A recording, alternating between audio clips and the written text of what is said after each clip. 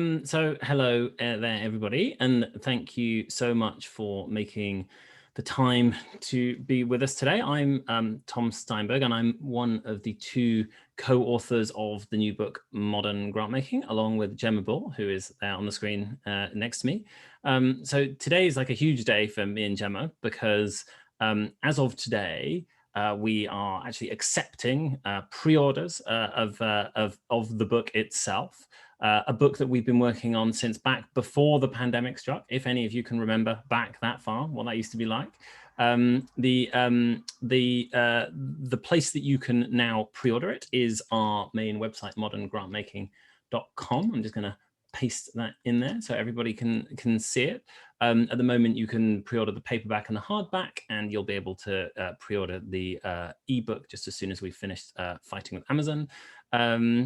There's also a really important thing about that new moderngrantmaking.com site, which is it has, for the first time, a really detailed description of what's in each chapter. So if you want to know whether the questions that you care about are actually in the book, well, now you can see it up front.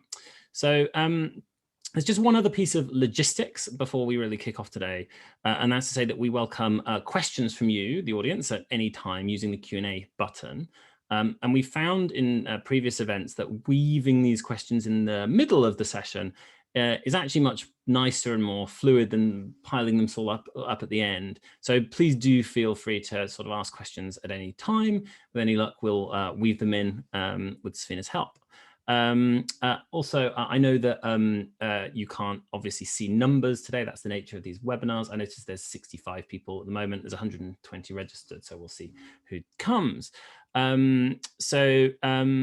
the really key bit, Gemma and I are not actually your hosts today.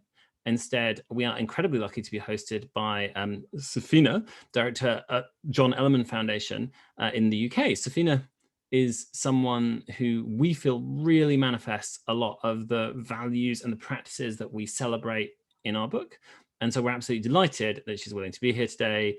And she's going to start by sharing her own views about modern grant making before switching to be our interrogator for the rest of the session.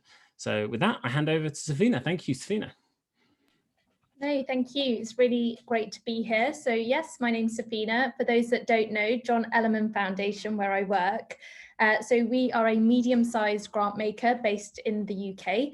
We provide multi-year grants to UK registered charities that are delivering nationally significant work in the arts, social action and the environment in the UK and the UK's overseas territories.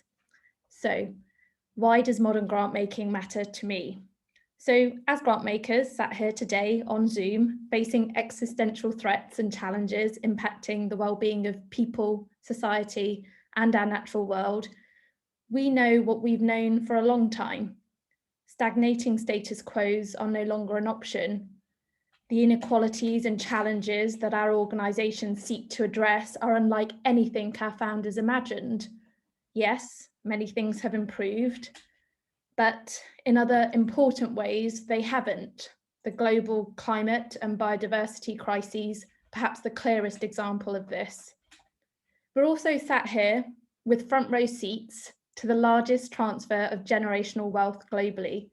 It's estimated that in the next couple of decades, there will be trillions of dollars of wealth transferred from so-called baby boomers to younger generations, nowhere more so than in developed global markets. Partly as a result of this, we're seeing a myriad of new forms of grant making and philanthropy being developed, all of which are entering the funding ecosystem that we're already a part of. Some enhance what we do as grant makers, some don't. We're experiencing challenges and questions about our legitimacy too, our value add to society. But how did we get here? Perhaps it's our sector's frustrating and opaque grant-making practices. Perhaps it's because we're experiencing relentless levels of change and increasing polarization, and we're often playing catch-up. So, surrounded by all this change, what do we really see? Challenges, opportunities, hard-fought gains, bitter losses? What are we going to do? Do we simply step back? Perhaps we're going to be pushed back, forcibly removed even. Perhaps our time is over. Enter Gemma and Tom though. They come with ideas, answers even. They remind us of our 21st century mindset. We are modern grant makers. In these two words, we find that our sense of self and our purpose is renewed. When I read Gemma and Tom's book, I was reminded that as a modern grant maker, I'm part of a movement. I'm supported. I'm part of a connected community. It's only by realising we aren't alone that we're going to be able to deliver the level of ambitious change that's outlined in this book, and that we can realise our ambitions to do better and to do so quickly. Like many of you, and like Gemma and Tom, I'm incredibly proud to be a grant maker. I recognise that I'm part of a rich, global, multicultural tradition that has unleashed incredible progress. Tom and Gemma's book offers a way to build on this and to do more. The book explores thoughtfully concepts like how can we redress our power imbalance that exists within all grant-making relationships? How do we better understand the privilege we hold as organisations that often have a great deal of wealth, resource and access? The need for transparency and human-centred practice is explored in detail, from building a website to transforming our grant-making practice to investing meaningfully in research. Much in the book resonated with me, and from start to finish, I was entirely convinced by the definition given of modern grant-making by Gemma and Tom. As modern grant makers, we embody the values of humility, equity, evidence, service, and diligence. Simple enough to say, harder to achieve. So, if what I've said so far sounds like you, welcome. I'm looking forward to working with you. If you need a little more convincing or just want to really check that you are a modern grant maker, then happily, we have time now to explore this idea, this movement further with Gemma and Tom. So, Gemma, Tom, I want to start by congratulating you both. Your book was such an incredible kind of engaging read, and it was nice to kind of read something and find my people. So thank you so much. So I'm going to start with, can you both tell us a little about yourselves and why you wrote this book now? Yeah, so I think I'll start there. Look, thank you so much, Sufina. That's very kind of you, and a really brilliant introduction to help frame our conversation today. I feel it's going to go, in all sorts of different directions, which is really exciting. So you just asked for Tom and I to tell you all a little bit more about ourselves. So we've both spent over 10 years working for the nonprofit and social change sector, then switched to work as grant makers. Why did I personally want to work in the charity sector in the first place? Well, when I was at school, I went to and volunteered for an LGBT+ youth group. So I personally benefited from the support of charities, but this experience also helped me to understand, I suppose, more about the role of groups, organisations and movements working hard to preserve and promote human rights. And over time, this eventually led to me working for larger NGOs, a funder, to now being trustee of a UK charity called the Advocacy Project, which helps people to understand their rights and choices. And again, thank you, Sufina. That was incredibly kind words to start with. So back when I was 11 years old, I watched the Berlin Wall fall on the television. And even though I was much too young to really know what was going on, it did seem to me that people having power over their lives and living in democracy seemed to really matter. And so way back in 2003, a few years later, I founded a very high-tech online nonprofit called My Society. It was back when the internet was young and people were much more optimistic than they are now that the internet has a capacity to make the world a better place. In that time, being essentially a nonprofit founder, had loads of interactions with funders. I raised a lot of money from funding organizations in the UK and in the US especially. But as I did that, I found that the expectations about how easy it was to do things online, how easy it was to buy something or whatever, those expectations of ease of use really were not at all matched when you were a nonprofit person going to try and get money out of the funding world, to say the least. It's a pretty bad experience quite often. And so when I'd done that job and when I'd worked as a charity person for 12 years, I switched to become a funder, and I was actually largely personally driven by the desire to make funding just basically easier and more equitable and accessible to get hold of. Right, yeah. So Tom and I met while working at the largest community funder in the UK, the National Lottery Community Fund, which awards around 600 million annually, made possible by the sort of 800 or so people that work there. So at the Community Fund, I worked first as England Development Director and then Funding Strategy Director, supporting and challenging the organisation to change its funding and to try and become more open, flexible and accessible. So that's a little bit about who we are and how we came to thinking a lot about grant making, and especially what grant makers want and need. But you also asked us why we decided to write this book and why we decided to write it now. Well, the truth is there's two very different motivations to that. I'll talk about the first, and then Tom, can you jump in? Yeah, jump in with the second.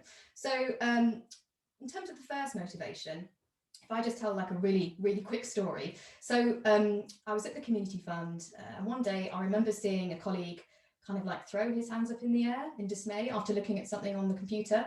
Initially, I thought that might be him trying to use the old funding management system. But when I spoke to him later, he said he just read a blog by another funder CEO. And this blog talked about the importance of grant making. But he'd become really quite annoyed at what he characterized as sort of blogs by the important people, for the important people, that were really high level sort of meditations on the nature of giving. When, as he told me, he felt there was this massive unmet need for really specific practical advice and support about how to do grant making well. So I thought about this a lot since and realized that he was basically right. Most literature on grant making, in particular books, is focused on engaging billionaires and the CEOs and board members of funders, and it's kind of about their concerns, which can be quite different to the concerns of kind of grant makers who make things happen day in, day out. So this kind of obsession with advice and guidance for the lucky few at the top seems a bit strange, given how many people work in grant making. So for example, there's one Darren Walker, president of the Ford Foundation, but that funder literally has hundreds of grant makers working there. So Tom and I decided to try and develop, I guess, some of this missing practical support for grant makers based on real life stories, advice and insights provided by grant makers that help to answer key question that other grant makers wanted to know answers to. So stuff like, how can I make grant making more inclusive and equitable? How can I improve the experience of grant seekers and grantees? What is a good leader? How do I manage well? How do I keep developing my skills? So in short, we tried to design a book in the hope that it could be just another useful tool that grant makers can turn to and dip in and out of when they're considering these kind of things. So that's the first motivation, but we have to confess there was a second one as well. It's not entirely about providing useful answers to pressing questions by very overworked people like yourself. So traditional grant making, big secret, is in some ways pretty often pretty badly flawed. And Gemma and I have felt pretty strongly for some time that there are some bad practices, and it must actually be said bad values, that just shouldn't be in grant making in any way, that have no place in our profession, but that are found disappointingly often. And as we interviewed loads and loads of people for the book, we heard just so many complaints from inside funders, then from outside funders. And we could have quite easily actually written a really long book that was basically called Complaints About Grant Making. That would have been the easiest book in the world to write. I mean, what sorts of complaints? Well, things like the presence of arrogance, discrimination, a disregard for the role of evidence, just a straightforward lack of sort of human empathy for being a grant seeker. We heard these just again and again and again. And because Gemma and I have worked in nonprofits, we'd also seen these things from the other side. But these problems on their own, they wouldn't have inspired us to write a book. Neither Gemma nor I think, are natural polemicists. We're more sort of solution-oriented people. That's probably why we work in the nonprofit field. But what inspired us and what made us, as it were, pick up our pens was that there are so many reformers who've emerged, especially in the last 10 years. People who really share the analysis about the problems, people who complain a lot, but who actually are tackling these problems head on. And very often these reformers are fascinatingly people hidden in grant-making organizations themselves, like, I hope, a bunch of you on the call today. And we realized that if we wrote a book, we could not only point out the flaws in a sort of critical way that happen in traditional grant making, but that we could encourage and then support and nudge grant makers today to overcome those flaws, not just on their own, but to join in the reform movements, to consider themselves reformers, because we've seen all these reform movements bubbling up in grant making across lots of countries now. So modern grant making is called modern grant making because it's actually about doing better than traditional grant making. And moreover, it's about how people are already doing better than traditional grant making. And it's about how you out there as grant makers, how you can be part of that wave and you don't just have to watch it. Brilliant. Thank you. No, that really comes through in the book when I was reading it. It is about trying to celebrate what is best about, this last little while of reform and really try to embed that and make that more normalized within the profession and the sector. And I love the idea that little individual moments have created what is just a fantastic book. So thank you for sharing that.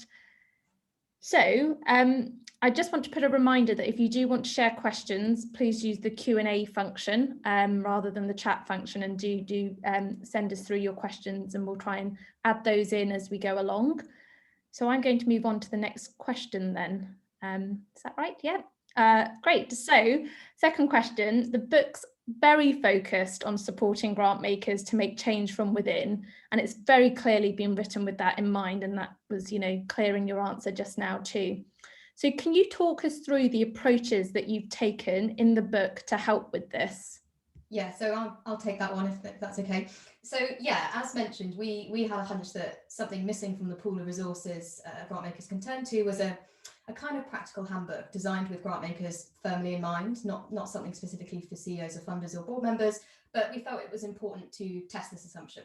So we did with a number of grant makers working in different countries, as Tom said, but also working for different kinds of funders like private foundations, government, corporate, very community-based. And we're really thankful to the 100 or so people that gave their time to share things about grant making they wish they'd known before they got into it, or those that gave advice on what grant makers could and are doing now to make some of these changes. So all these conversations validated the working assumption about there being this real demand for more practical support, and helped us to understand that what was likely to be most helpful, we hope, was a guidebook informed by the real life experiences of actual grant makers rather than another polemic on philanthropy. Don't get me wrong, we think these critiques really matter, and we do reference some of them in our book, but we just have another goal. So through listening to and talking with people, alongside a whole other bunch of research into grant making, there seemed to be this demand for a book that wasn't just a guidebook, but one that was rooted in clear values, but also provided information and hopefully some inspiration on a range of topics, from stuff like strategy development to what funders are doing or should be doing when it comes to thinking about and acting on power and privilege. So we tried to write a book that's got this clear reform agenda, as Tom's kind of mentioned, but it's divided into specific chapters, if you like, that anyone can turn to as and when needed. So almost all of these chapters have a checklist at the end that people can annotate or do whatever they want with to help them plan about what they might do after reading it. So an example there would be, if you are kind of thinking about how to redesign your funding offer or a specific program or your application form, if you have one, chapter 6 is going to potentially be really interesting to you, and you could just go straight there maybe, rather than feeling that you have to read chapter 4 on strategy first. So it's kind of designed in that way. I think it's also really important to be upfront now that Tom and I haven't invented, the great majority of ideas and practices when it comes to modern grant making. What we've tried to do is create a book that covers many of the things grant makers think about and do day in, day out. And as you say, Sufina, tried to highlight and celebrate reformers and reform movements already underway, in the hope that sharing this information could help others to make changes in their own organisation and beyond. And then the final thing about the kind of type of book we've created, if you like, is that we've written it kind of purposely, we hope, in a kind of down-to-earth way. We didn't want the book to be sort of a textbook or like a kind of dry guide. I remember in one of the early interviews, I was chatting to a grant maker, and they said the only book they ever bought on grant making turned out to be a really fantastic stand for their plant pot. And I just thought, crikey, we're going to try and avoid that fate somehow.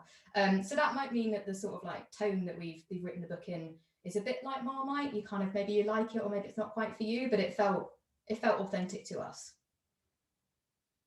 And that comes through completely. I actually think the style and the approach, both in terms of the chapters as you've described and being able to dip in and out, but your authentic voice comes through in such a way that makes it so much more readable, because you're reading something knowing that you have lived this and you've got experience and it's coming from that place.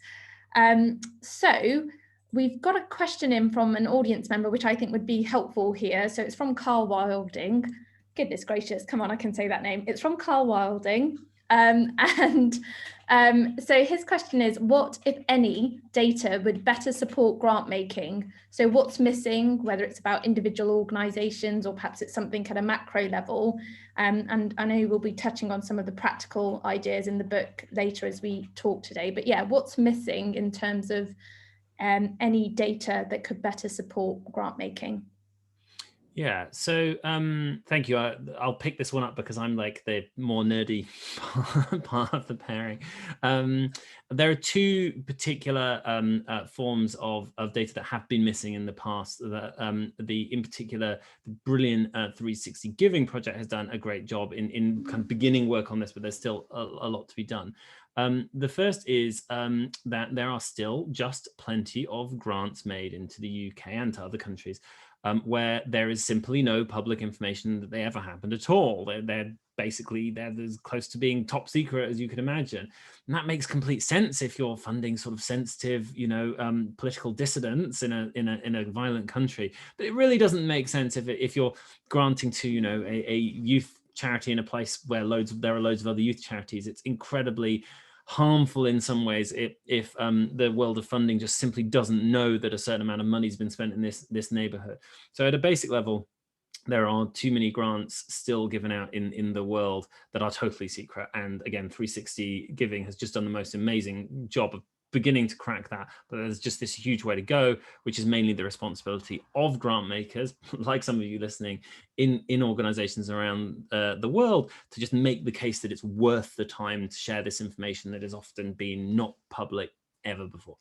And then there's a second kind of data that really matters, that is very often missing, which is when good quality evaluations are done of grants, whatever they are about, all too often that evaluation that says whether a grant had an impact or didn't have an impact, whether it succeeded or failed, that's just never made public. No one knows, right? And as a consequence, the next time the next grant maker wants to know, should I fund that kind of project? They just don't know that there's a report lying on someone else's hard drive that says, no, this kind of project really doesn't work. So our book kind of celebrates the enormous importance of developing kind of skills of working with professional researchers. But even then, even if you're the most wonderful researcher, if you're not publishing and sharing data on grants that made a difference and those that didn't make a difference, then we've got a data problem. So I hope that's useful to Carl. Brilliant, thank you so much. So moving us on to the next question then. What do you think about the criticism that philanthropy by very rich individuals is actually a deeply problematic thing and perhaps even one of the main causes of sustained inequity around the world? So I promised I would pick this one up again, back to Gemma in a moment.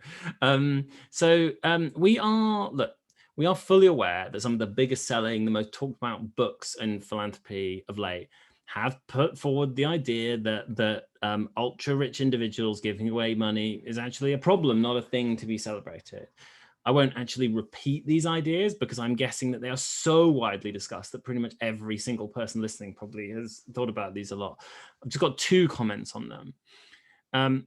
The first is to observe that an enormous amount of grant making, the profession of grant making around the world, just isn't philanthropy. And even if all private philanthropy were to go away magically overnight, bam, boom, some of the biggest grant-making employers would still be busy.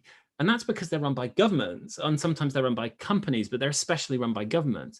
So the American Development Agency, USAID, employs nearly 4,000 people. I mean, that makes it like 3 times bigger than Open Society Foundations. The lottery funders combined that Gemma and I came from before, that they employ at least 2,000 people put together.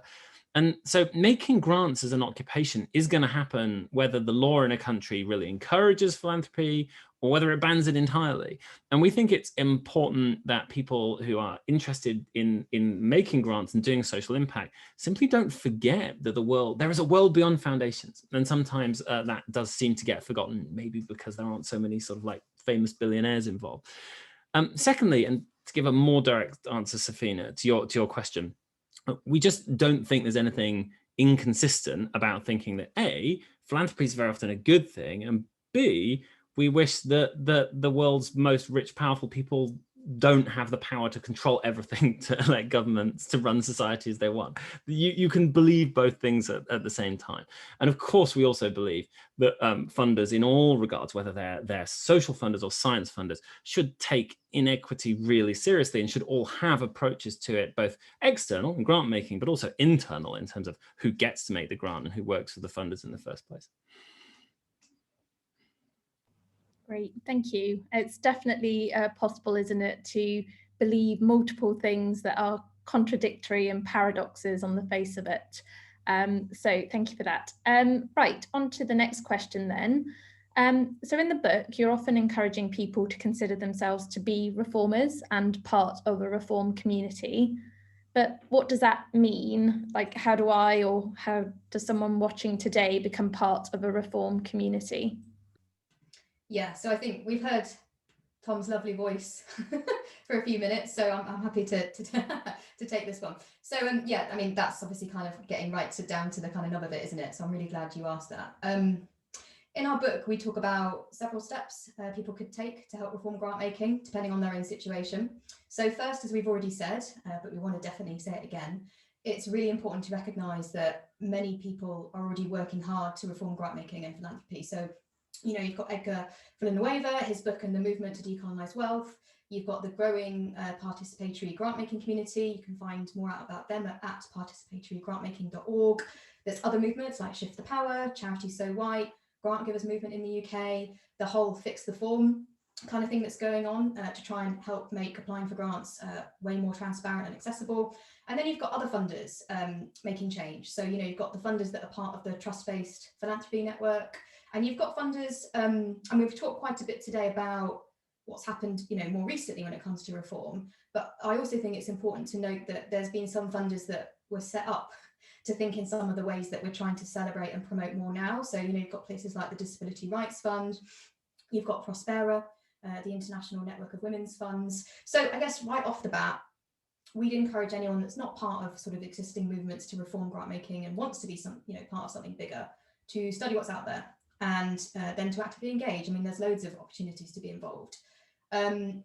Second, we also understand that there's lots of change we've been talking about today, and it's very hard for one person or one grant maker to try and do it all on their own. But there are things that people can do on their own without anyone's permission, no matter your role. For example, you could record how much time it takes from someone getting in touch and applying, if you have an application process, to then receiving a grant. You could look at restrictions on grants being made and start to talk with colleagues or kind of challenge a bit around whether these are strictly necessary. Better still is to make changes in collaboration with colleagues. There's lots of ideas in the book about this, stuff that can be acted on as long as you can persuade some other people to get alongside you. So this could include how you run team meetings differently. You could jointly lobby kind of the organisation and leadership to gather anonymous feedback on how it feels to be a grant seeker or grantee, if that's not something that you do at the moment. More ambitious, changes that can only really be made, if we're honest, if the board or leadership team agree. So this can include, really changing culture, practices and policies across the organisation to meaningfully prioritise inclusion and equity, shifting from restricted to unrestricted funding, changing positions on things like endowments. I guess the point we're trying to make is that we feel that reform can be started by anyone in grant making and can be started sort of very small in scale at least. So we'd encourage anyone listening to think about what they'd like to change in their funder, what they'd like to change about grant making, and whether they can start making any moves towards this themselves, or whether they need to build sort of bigger coalition of support first. But we're also really clear that for reforms to become the way things ought to be done in grant making, or the norm, takes way more persistent, coordinated effort.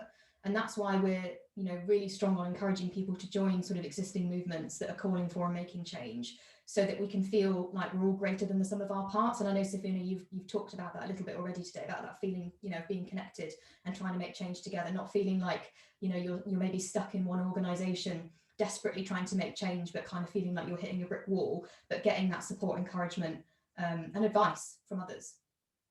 No, absolutely. And it definitely comes through in the book, the way in which you are very mindful of the fact that, you know, no funder is alike. We're all part of an ecosystem. We're all different kind of definitions to how we operate and what we fund and so on and so forth. So there's a lot in terms of, you know, steps and layers that you can kind of utilize to make change happen. So before I move on to my next question, I'm going to add in some questions from the audience.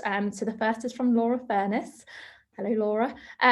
So culture in so many organizations is wrongly driven from the top. So what one or two key messages would you want CEOs to take away? Recognizing that the book is about kind of anyone in an organization, but there will be CEOs that will be reading this. Gemma, do you want to? Yeah, I'm happy to do this. Yeah, we're happy to have a go, I should say.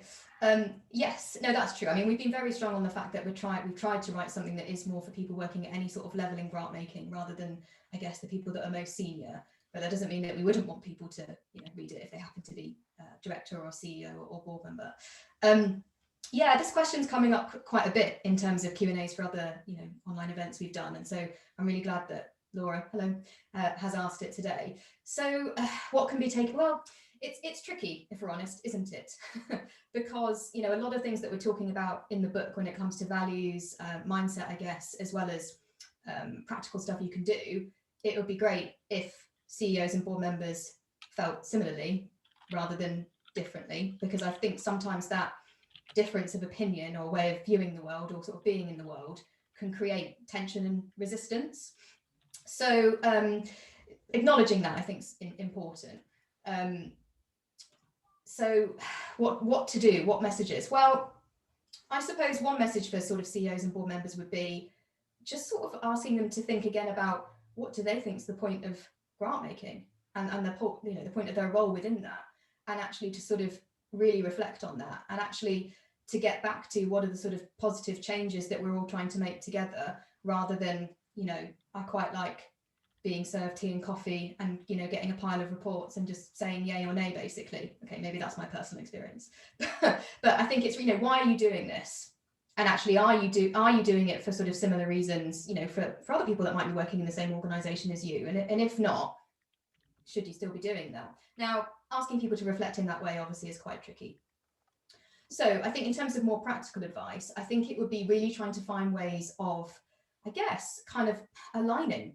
So where you've got CEOs or board members, if they seem to really care about, you know, let's say feedback from grant seekers and grantees, that's something that you can then push on. You can then push on that and help to achieve, you know, some changes around, you know, becoming more accessible, more inclusive, kind of opening up your grant making, being more transparent. If they seem to care more about research and evidence, well, how can you help to modernize that? How can you work together on certain things? Where's the common ground? And where you can actually find that common ground, you know, I guess just try and build on that. And that sometimes can open up into kind of, it can help people think about making other changes they wouldn't have initially thought of, because actually we've done this together, we're kind of working towards something rather than feeling like we're slightly at odds. So just to summarize quickly, because I know there's other questions that people want to ask, I think it's acknowledging that sometimes there is that difference of worldview and opinion, and I think that can be a problem, but I guess try and find that common ground. And the same goes for, you know, CEOs that might be listening. You know, what are the things that you care about? Are there ways of kind of making those priorities for the organization to help reform it, that you feel that, you know, the colleagues within your organization could get alongside with? Brilliant, thank you for that, Gemma. And happily, I think we've also answered John's question, which was about kind of advice on influencing change at a board and a committee level. And I think there's a lot of transfer there from what you've said. And you also mentioned boards as well, so that's great. I'm going to move us on then in that case. So the book, to me, it's very clear in both its condemnation and its praise, and it's written in a very humble yet assertive style. So you've got a quite a positive, optimistic, kind of upbeat tone, but there's a lot of work to do and change that's required on multiple fronts, really. So that includes within our grant making experience for grant seekers and grantees, how we manage our own power and privilege, and the need for better strategy oftentimes. So in your book, you're also writing about the major environmental and societal issues we're facing this century, specifically around climate change. So there's quite a lot of existential societal threats alongside a clear need for major reform within the sector, all written in an optimistic, upbeat tone. But I guess my question is, how screwed are we? Goodness, we should have put a language warning on this broadcast. So okay, so how screwed are we? A great question for this particular moment. Look, I don't know on things like climate change. I don't know whether the powers that be in politics will take the painful choices they need to make to sort of save the world in that way. I don't even know if some horrible new COVID variant will come along and spoil everything. But if we look inside grant making and we ask the question, like, how screwed is grant making as sort of an occupation, then I think there's some now pretty positive, pretty optimistic reasons to think that it as a thing, as an activity, is not totally screwed. Let me give you an example. So give you an example of a generally bad practice, which is the general addiction to making most grants with loads of restrictions and being sort of averse to unrestricted funding as a norm. So highly restricted funding had sort of started to fall out of fashion in grant making a bit before the pandemic.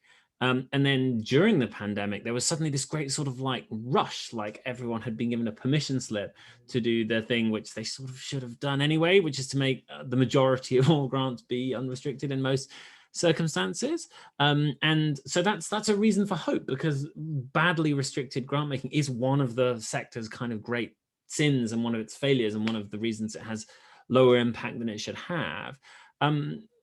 Has it been an overnight total success? Well, no, like there's a lot of still restricted grant making, and also there's been a certain amount of backsliding later in the pandemic. It sort of seems that as people get the vaccine jabs in their arms, there's been a certain feeling like, oh well, now I'm going to survive. It's time to reimpose the grant restrictions. That's not great, but generally we're seeing some lovely, good kind of directions of travel. Give you another example of what I think is just like a kind of a reason for optimism is that as recently as like a couple of years ago, very few or none of the really old foundations in the private field that had like really old money had asked really publicly any difficult questions about like, how is it we coming to have all this money? Like, where is it from? Like, and now we're starting to see proper questions being asked, the question of sort of like tarnished or dirty money from abusive sources. It's being addressed head on. Sufina, I know that you've like kind of talked about this a lot, and as a leader, you're doing it. I think we should give a shout out to the collection of Joseph Rowntree charities and trusts that have published their first investigation recently. But probably the single thing that makes me actually most hopeful and makes me most think that we're not screwed is the number of junior to mid-ranking grant makers that we met as we researched this book, and as me and Gemma met when we worked in funders, where you see them starting to network and organize and study and collect in ways that no one told them to do. It's not part of their kind of job description, but they've chosen to form networks, to become internal reformers, and to push the people above them, and to say like, we used to do things like this forever and ever because, well, maybe we shouldn't just do things just because. And the existence of that new wave, that new generation, that is the number one thing. If that wasn't there, I'd be much more pessimistic. Perfect. And just for the record, I'm feeling very hopeful, but it is very much helped by the fact that your book exists or will be read by many very soon. So yes, do make your pre-orders. So moving us on then, so you describe a modern grant maker as embodying the values of humility, equity, evidence, service, and diligence. You say that above all else, humility is the value that should be prioritized. So your book provides plenty of evidence that the sector is awash with false humility, and that this false humility is probably at the root of many of the problems that you've identified in the book. So as a movement then, how can we challenge and eradicate this false humility? My turn, I think, to have a go. Yeah, I mean, just for the people listening, I mean, evidence-wise, certainly on this one, it's probably a bit more anecdotal. But yeah, there's definitely quotes and stories. And actually, as you say, Sufina, we talk about humility as one of 5 values underpinning modern grant making. And actually for us, it really is the first among equals as a value. Why? Well, humility reminds us as grant makers that we can't create any impact at all without partners, nonprofits, grantees. Humility is also critical to improvements, or kind of like a continuous improvement mindset. It's the value that helps to put funders on track to making the grants this year like more effective, accessible, etc. than last year's. And no small thing, humility also helps grant makers to be kind of like nice, decent human beings in their interactions with people, or it should. As you say, we do include examples of false humility. Just to give people a bit of a sense of that, let's use or share a quote if you like, provided anonymously by a grant maker. It goes like this. We had this director of a foundation who spoke continuously about the need to be humble and to be aware of our privilege, but was notorious for not allowing people to state another point of view and for railroading them into decisions. So if false humility is pretending, sometimes badly, to be humble, because I guess that's easier and more appealing than actually working hard to be genuinely humble, what can we potentially do to tackle this? Well, we think it's about leadership, values, culture, and incentives, but it's also structural, like most things. So things that can be potentially done. If you kind of have a team, managers can watch out for and kind of sort of tackle any sort of lack of humility in their own teams, even if it's not always fun to do. They should also ask for feedback on their own behaviours and performance, and then share it and say how they're going to act on it, and then do it. Funders should also collect, like we've spoken about, good quality anonymous feedback from partners, and then again share and act on this, because doing so will actually encourage listening and learning from grant seekers and grantees. And then finally, just for now, if more funders were to publicly support and enable things like participatory funding and proactively working to reduce their own power, well, if you really work to give power away, then it's kind of hard and in some ways makes less sense to be fake humble. So I was really struck by Forward Foundation President Darren Walker's kind of comment he makes in the foreword to Edgar Villimova's book on decolonizing wealth, where he talks about the word humility being derived from the word humus, which means being close to the ground. And so I think actually, if we try to be more close to the ground and to work more in kind of genuine open collaboration with kind of colleagues, and in particular our partners who are often creating, that change on the ground, you start to really value, and practice humility rather than, pretending to be humble. Yeah, so I want to actually I want to answer this question as well, if I can, which is that I want to talk about a term from like the author and general kind of philanthropy ninja Voulet, who is definitely like unarguably and annoyingly the funniest person writing in grant making, which I find very angry. And he wrote about the term funder fragility, kind of riffing on the term like white fragility. And I think it's just worth dwelling on this in relation to Gemma's answer about like about sort of false humility. So the way I see sort of funder fragility is, roughly speaking, this is where a group of people who have a lot of power relative to most other people in society, they'll receive some form of criticism. Maybe it's face-to-face, maybe it's in the press, maybe it's on Twitter. And especially that criticism will be about their power, about their privilege, about their lack of accountability. And instead of sort of reflecting on whether or not this is fair, they'll just be really hurt and be really annoyed. And if this sounds a bit abstract, let me give you a case where I know I was a grant maker witnessed this in a board meeting they were at, right? I wasn't there, but it was it was the chair of a grant maker, and there was a general conversation going on in a board meeting, totally normal, and it was related to sort of equity and discrimination in society at large. Perfectly, pretty good thing to be talking about at the moment, as you might imagine, and in the middle of this. The chair, who was like a retired white man of great personal sort of success, it kind of goes, he describes himself as like, oh, well, you know, speaking as an older man who's surplus to requirements. And that phrase, like, you know, as an older white man, I'm surplus to requirements.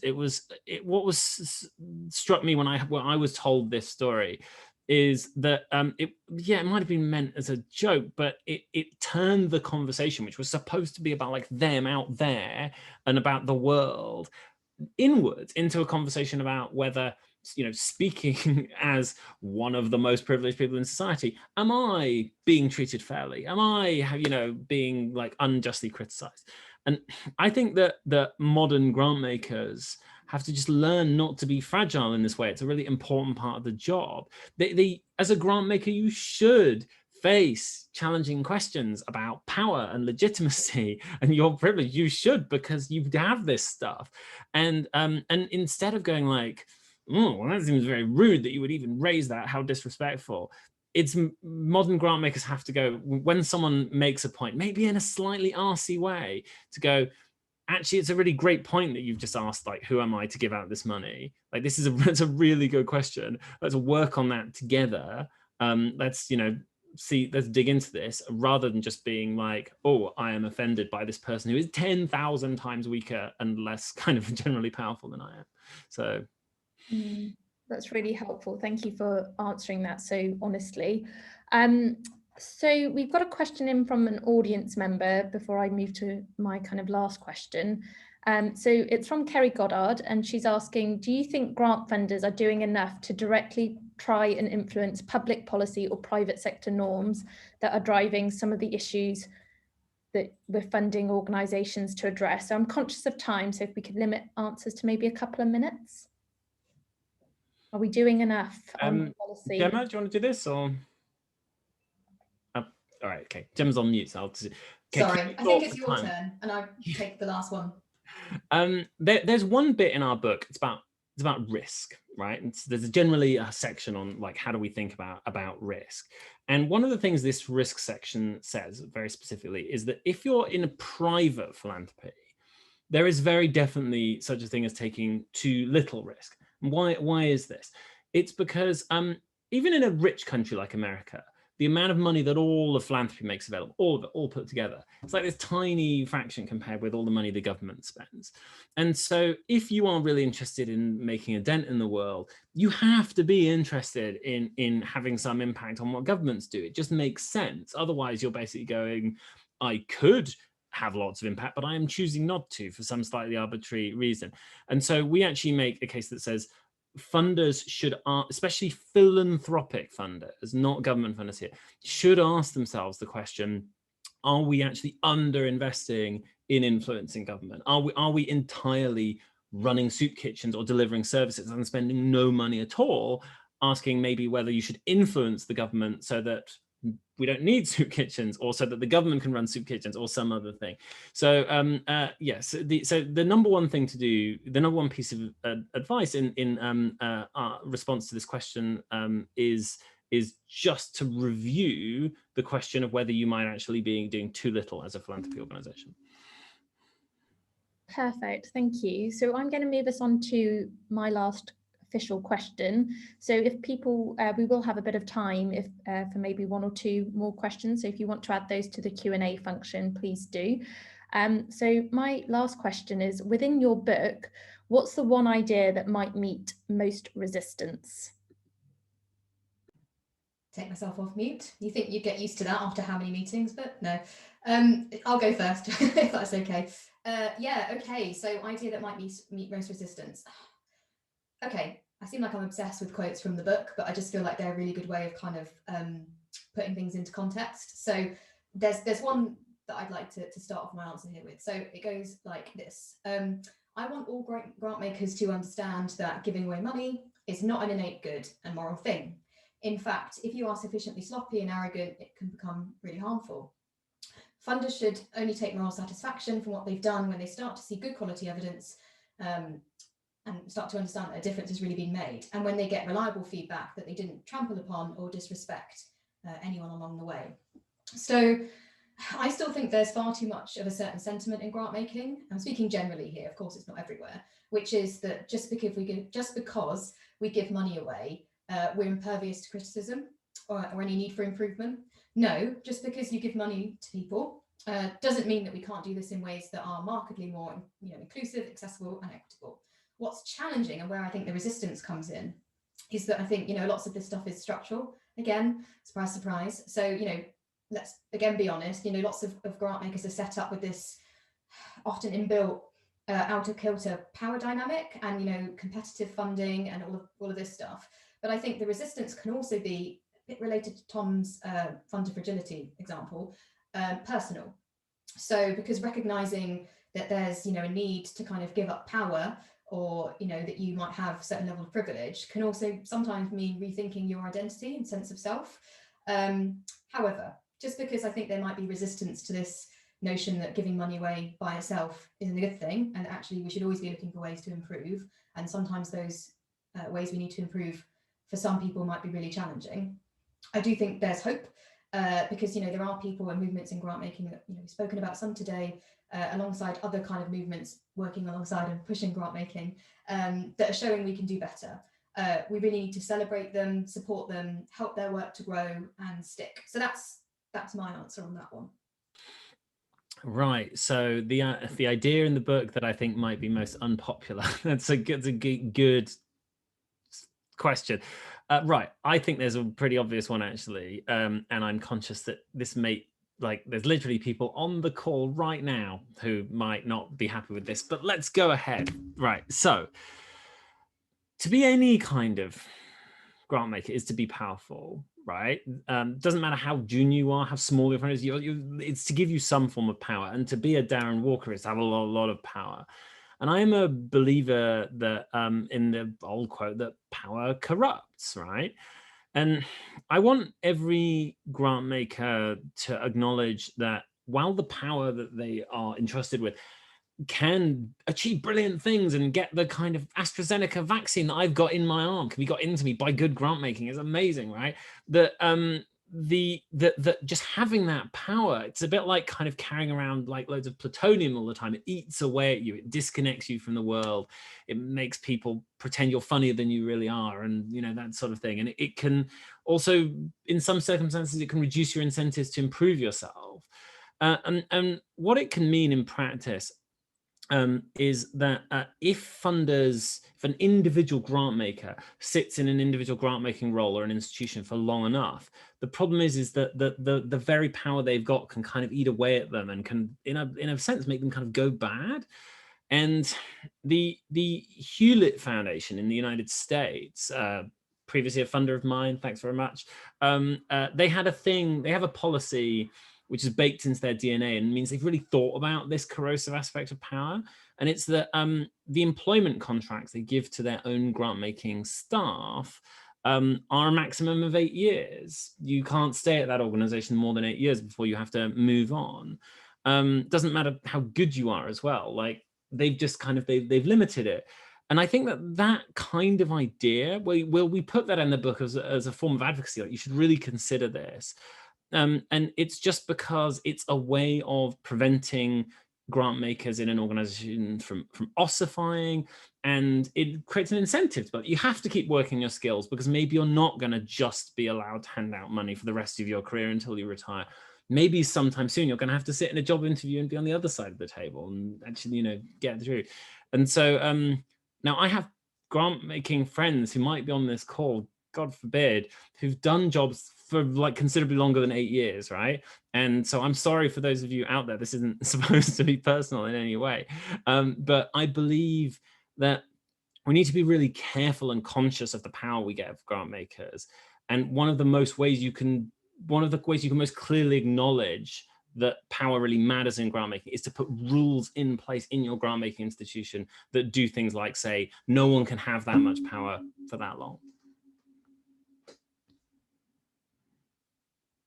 Brilliant. Okay, that is a controversial idea, but there is something about kind of, how we create a through line and allow kind of new ideas to emerge and enter the sector, because that will only help in the long term. So we haven't had any further questions come through in the chat, but I'm going to ask a quick one, if I might. So 5 years from now, we've reconvened, hopefully not on Zoom, but what do you think will have happened as a result of this book? What is the, where will we be on the kind of modern grant making movement's journey in 5 years from now? Okay, I'll try and be really quick with my answer because it's 57 minutes past. So I don't know where we'll be, obviously, but where I'd like us to be is that 5 years can seem like not much happens in grant making. So the first thing I'd like to see is that actually the movements that are alive today, you know, they've grown, they're really effective. Some of the things that they're calling for have happened and have become more of the norm. So, you know, unrestricted funding, rather than we're all moaning about it all the time, actually lots of people are doing it, and that's become less of something that we complain about because it's become more of the norm. There's far less kind of navel gazing and sort of fake humility, particularly when it comes to things like actually making everything we do more equitable. And I'd like to see, in some cases, very different people leading organisations around committee tables and, you know, literally making decisions on where money goes, or indeed setting up very different kinds of funding organisations. You can have different ways of giving out money, you know, than some of the traditional ways that we've seen it done. So I'd love those things to be kind of have happened or be happening in 5 years from now. Sounds good. Tom, anything to add? Or yeah. Yeah, I mean, there's one thing which is I hope very much that we will see some of this generation of reformers that we saw who right now are, you know, are sometimes they are senior management and CEOs like you are, Sufina, but more often today they are, you know, they're kind of the middle to the junior ranks, and we'll see more Sufina. We will see more funder CEOs who that wasn't planned. who you can really see conspicuously come in, and their first view is, we got to tackle what was wrong in the past. We got to tackle the things that are just not acceptable about this, and we've got to, as Gemma suggested, just get away from the idea that us handing over money is just a morally good thing, because the very act of passing money across is a morally good thing. And I think that when that generation arrives in those leadership jobs, it's going to be like absolutely amazing, and the grant making is going to be an even more interesting place to be than it is at the moment. Great. I'm conscious of time, and I think we've just missed a couple of questions that came in, so apologies for that. I mean, what a triumph of a book. Congratulations. Thank you for giving me this time to explore more about what motivated you to write it. And, you know, you've absolutely embodied in this interview the values of humility, equity, evidence, service, and diligence, like all modern grant makers should and must. So over to you, and thank you so much for letting me chat with you. Thanks, Sufina. Thank you to so everybody. Okay, see you all soon. Bye-bye.